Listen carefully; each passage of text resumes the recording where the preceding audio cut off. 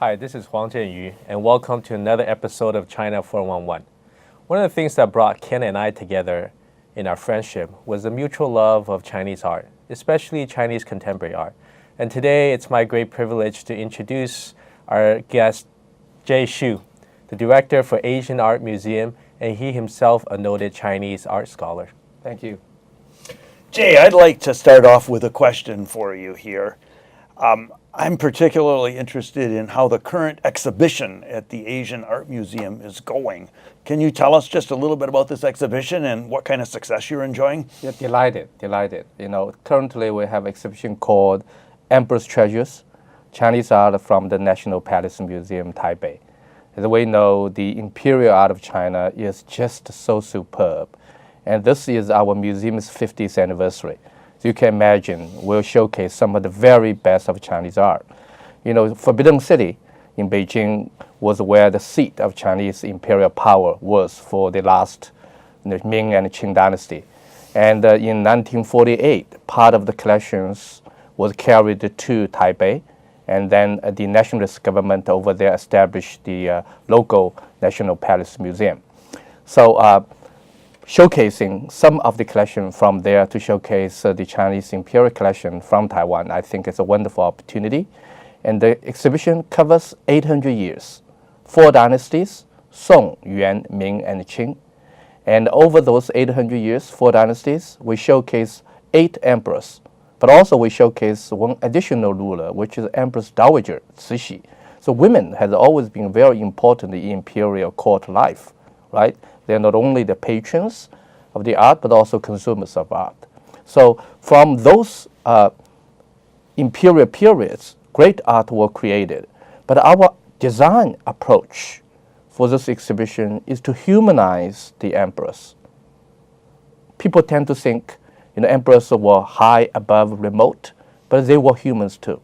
They were just like us, have their desires, have their likings, have their strange habits. So this exhibition is through telling the story of what art they created, or what art they patronized, or what art they collected from the past. In doing so, we can tell their tastes, their desires, their pleasures, and we also learn about them, their tastes. So this is the approach. Through humanize the emperors, we get to understand Chinese art in a very intimate way. So when you come to the museum, you will feel like you're going to the private studio, the imperial court. And in a very intimate setting, you can have a visual dialogue, a visual conversation with those rulers. How wonderful would that be? So the show has been very well received, and not only being in English media, but particularly so much Chinese media have covered it, because it's very, very rare to show Chinese art at such a high caliber. So the story is very powerful. Art is wonderful. The design is to make you feel you're so privileged that you can be on more or less equal footing with those emperors to engage in a visual conversation. So as I recall, this exhibition opened in the middle of June, and it's going to be over in the middle of September, which is only a few weeks away. How are the numbers? How's the attendance been? The attendance has been strong, so I think we're approaching like 80,000 now. So tell us a little bit about your background. Where did you grow up, and how did you get involved in art, and how did you end up coming here and becoming the head of the Asian Art Museum in San Francisco? Thank you for the question, Ken. I have a sort of a more or less straightforward career projection. I grew up in Shanghai. In English we have an expression called you were born and bred in certain places. I would say I was born and raised in Shanghai, China, because I never got to eat some serious bread until I came to this country in 1990. So I did my undergraduate in the 80s in Shanghai. My first job was the secretary to the museum directors in the Shanghai Museum in 1983. So I worked there, and I learned along the way. My chosen field was ancient Chinese bronzes, and in 1990 I came to Princeton to pursue my PhD. So I studied there at Princeton University for 5 years. Then I had a fellowship for 2 years, 1995 and 6, in the Metropolitan Museum of Art in New York in its Asian art department. Then I got my real paying job as a curator of Chinese art in the Seattle Art Museum. I was there for 7 years, did some wonderful shows. I liked them anyway, and also acquired meaningfully, hopefully, and in Chinese contemporary art as well as traditional art. After 7 years in Seattle, I moved to be the chairman of the Asian Art Department in the Art Institute of Chicago. And then towards my 5-year tenure there, towards the end of it, I also took on the leadership and the management of ancient Mediterranean cultures as Greek, Rome, ancient Egypt, so on and so forth. So Asia plus the old world civilization around the Mediterranean. So 2008, I came to San Francisco to assume the directorship of this wonderful museum, Asian Art Museum of San Francisco. So you can tell that I've been in the field for over 30 years. It is a one type of job. Maybe sounds like very straightforward, but I would say that museum, in my view, is a hub of humanities. And isn't the Asian Art Museum in San Francisco one of the top museums in the world? Thank you for saying this. Yes, certainly, we try very hard to sustain that reputation. Certainly, we would like to be a global leader, and we continue, our artistic excellence in doing so. I think it's so meaningful that what we do is trying to create a new understanding and new approaches of understanding the Asian art and culture, and explore Asian arts culture's global relevance and global connections. In other words, we are a global museum, but look at the global culture from an Asian perspective. So I'm very excited about this global perspective, and I'd love to hear your thoughts on, in the past 3 decades, China has experienced tremendous economic transformations. How has that affected the appreciation and collection of Chinese art, classical and contemporary? Yeah, I think both, phenomenally. And particularly, there's a huge demand for art exhibit from China. Not only the classical one, which had always been strong, but the upsurge of the interest in contemporary Chinese art is huge. But it's probably in a similarly economically manifested phenomenon is the huge upsurge of the market price for Chinese art. Not only traditional art, but contemporary art. Some friends in the banking business told me that Chinese art has become a very important asset class. I look at the art as really priceless, invaluable assets for human creation. But everything you do, in many ways, can put a price on it. I think it's wonderful to see that appreciation of art has also become part of the huge economic growth in China as well as globally. And what is the role of the museum, especially in a rapidly changing China, but also in a relationship between China and the U.S. that's not always perfect? It's full of opportunities, but a lot of times full of contention and disagreements. What is the role of the museum there? Yeah, I would always think of museum first and foremost as a platform of education. And the education, learning is lifelong, from cradle to grave, right? And we are there to serve as that purpose, because art and culture, for one thing, it transcends politics. The second thing, arts and culture are absolutely the utmost manifestation of human creativities. You look at human history, the most tangible part are the art and the cultures that are left behind. That's why we have museums, right? So I think in being the custodian of such wonderful, important human legacies, we have the responsibility of communicating with our audience, making the art, no matter where it was made, relevant to the people's lives today. As we know, particularly as you pointed out, China and U.S. being two superpowers, very important in global developments, but sometimes there are difficulties. I think the arts and the cultures can play a tremendous role of goodwill. Understanding is underlying every development. You have to have a cultural understanding before you really can engage and understand the way of how each other operates.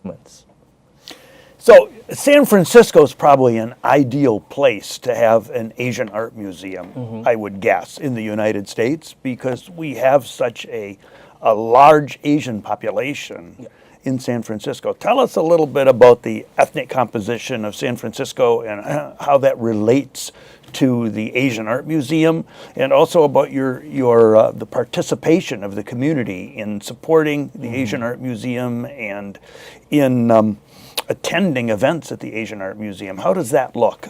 I think, Ken, the San Francisco Bay Area is truly a melting pot, in my view, and particularly with a very significant Asian immigration presence. In San Francisco, the city itself, I think 1/3 population is of Asian descent. And among the people of Asian descent, the Chinese probably take the largest share. The second and the fourth and the most fastest growing part is Filipino Americans. I truly feel the Asian Art Museum is in the right place and we're also in the right time. And using China or using Asia in general example, I could flatly say, economically speaking, Asia has become an essential part of American life, right?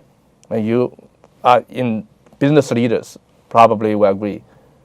Same time, I would also say, however, Asia has not become a part of the mainstream American culture.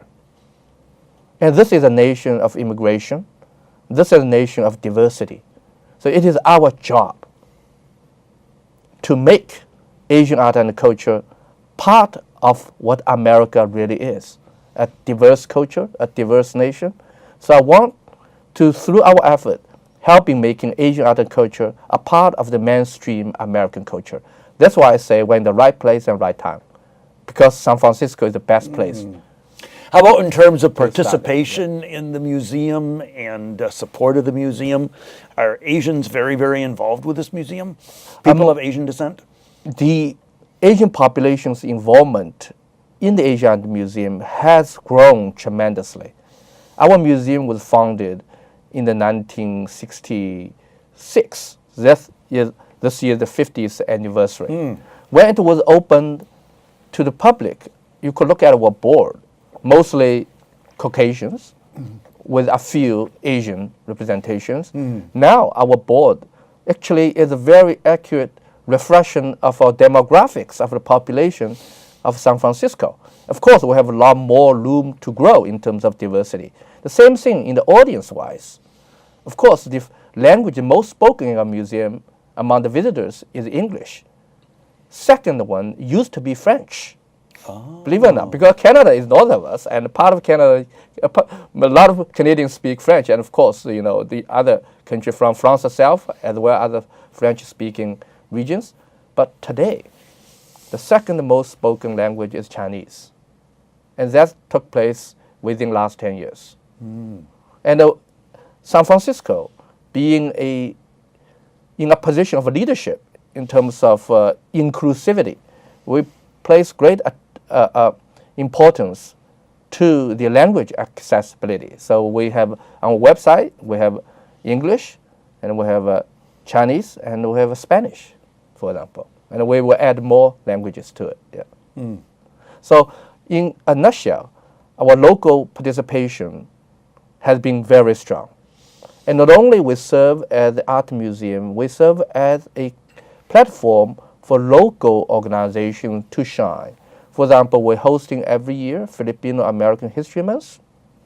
We have a Korean Culture Days, and we have worked with different local organizations for showcase their working and their programs, because Asian Art Museum should be a flagship platform for our local communities, and we have been and we want to continue to be. And every year in May, we're proud participant in the Pride festivity.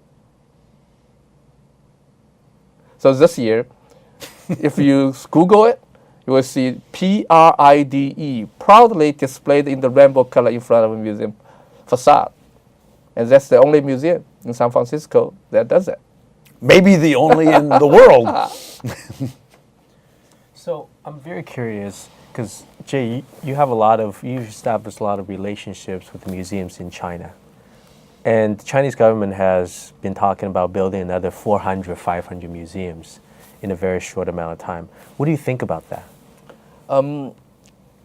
Absurdly speaking, it is a good phenomenon because culture is important. It's the culture not only identify who you are, but also showcase the future. So I think the great value attached to the museum and the culture, I think, is great. What's your vision of Asian Art Museum for the next decade? How would the next generation of museums look like?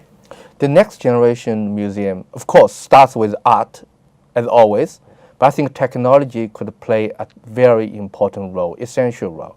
What do I mean by that? Because people have different needs. Some people can just look at art and enjoy the beauty, and that is magnificent. Some people want to know all about how the art was made, how it was used, where did it come from, all the contextual information. So people have the need for different layered content. And also I meant to say earlier that we want to connect Asian art in a global setting. So this is what technology can enable us to do. We can use technology to develop a layered content, to serve people different needs, putting the audience in the driving seat rather than as a passive experience. Because we create options in different layers and you can choose and drive your own experience. Then we can put our museum physically, still in San Francisco, but virtually as a hub of the globe.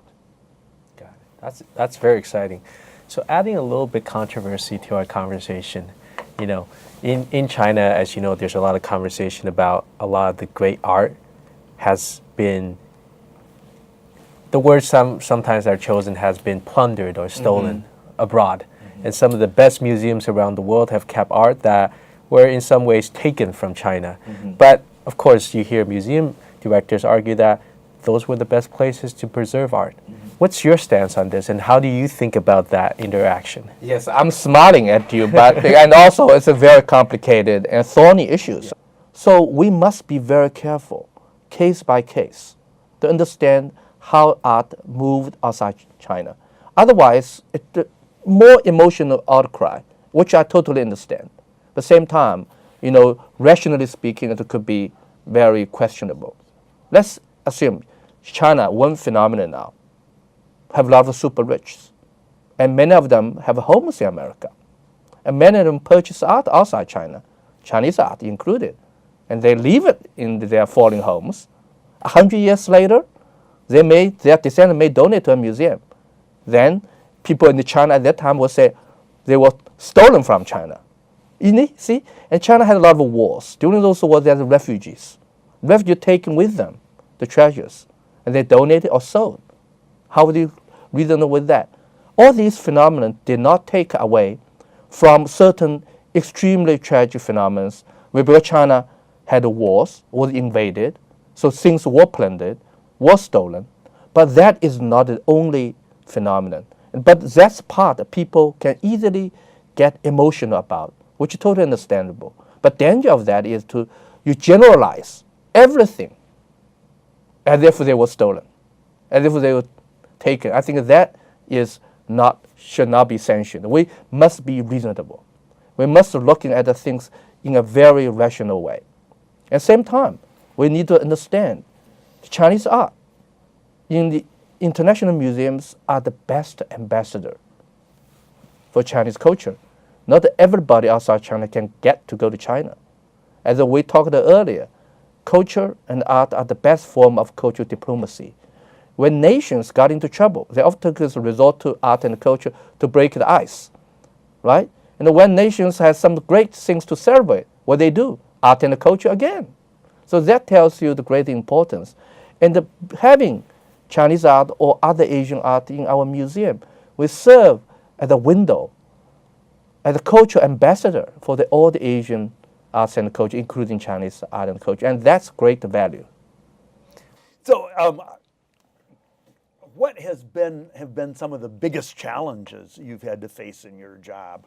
I know you're working all the time, and you seem happy all the time, but you must have faced some big obstacles or challenges along the way. I mean, the museum director's job is wonderful if you love it, because to me, as I say, I feel museum is a hub of humanities, and the art is my passion. So, that's what drives me every day. It is a tough job. By any stretch of imagination, it's very tough. The first of all, for Asian Art Museum in particular, how to make our museum a mainstream museum is a challenge. But a lot of people respect us. They know we're a flagship museum worldwide in terms of Asian art and culture.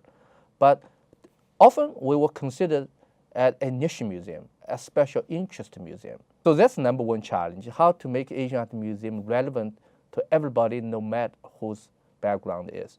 The second, and of course, the philanthropy in the United States is a unique phenomenon. Americans are tremendously generous, whether we're rich or we're ordinarily well-to-do or we're sometimes even economically challenged. Everyone have a sense of giving back to the community. Right? So this is a wonderful asset. This is the financial foundation for any museum because it largely depends on philanthropy, in addition to the earned income. But like everything else, philanthropy is changing. And how we can harvest, create new models of philanthropy, and make a museum a very enticing, very essential part of the attraction for the future philanthropists. Right? We're in the Silicon Valley. Opportunity, potential is tremendous. But dare I say it, that no museum has succeeded in really opening the door of Silicon Valley's philanthropy in a major way. And I hope that Asian Art Museum will be the first to do that. So you spoke about the story of art.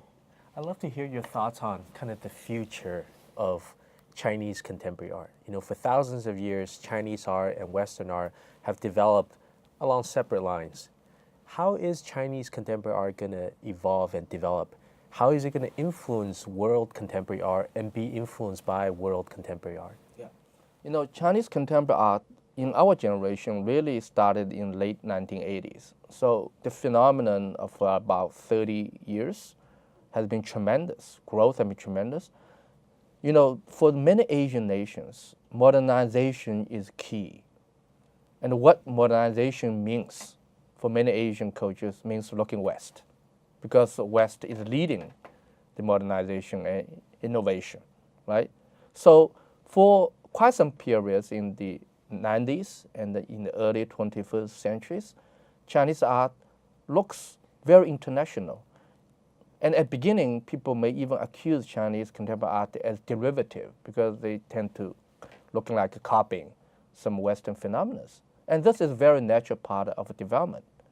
Now, I think Chinese art, contemporary art, has been very well established in the sense of the confidence.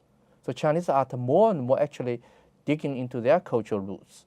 At the same time, they are more intimately, internationally connected. So you see the combination of internationalism with exploration of one's own cultural roots.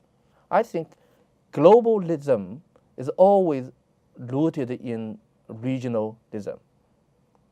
Global community does not mean everybody the same. It means we all together celebrate diversity. We understand each other better. So the next chapter, I think, for the contemporary Chinese art is really to explore the further combination and the co-creation between international developments and the local Chinese roots. So one thing that I would like to qualify a little bit, as you said, is that for thousands of years, Chinese art and Western art sort of on trajectory different. Largely, yes, there are some very clear distinction, but it's never night and day, never, two parallel universe, never connected. Think of Silk Road. Think of maritime trade. There's the connections everywhere. And because it is over hundreds of years absorbed into the culture, sort of internalized, then it's look Chinese. Chinese culture itself is never a monolith. It's constantly evolving, constantly taking elements from other cultures, but also constantly share its new development with other cultures as well. So it's all a mixture. This is so well put, and I feel like it sounds like such an amazing analog of what people want to achieve in business, in politics, in the mutual understanding. Yeah. I think that's Ken, you have anything else? A great conversation, Jay. We're exhausted at time. Yeah, I think it's been a good conversation. I really appreciate Oh, your thank you. participation. Yeah, thank you You very have much. done such a good job of helping us and the people that watch our podcasts understand the role of the Asian Art Yeah. Museum in this ongoing process of Yes. developing more understanding and more cooperation globally, and in particular between the U.S. and Asia. Yeah, yeah. Thank you. Thank you so much, and thank you, Ken. Our promise, our service, is that we serve global audience, and we want to be the culture ambassador between U.S. and Asia, and our audience and our identity is almost always first and foremost rooted in San Francisco. That's what I meant, local identity, national ambition, global value. I think it's amazing. And for our audience out there, please go check out the exhibitions now happening and will be happening at the Asian Art Museum. That's another episode of China 411.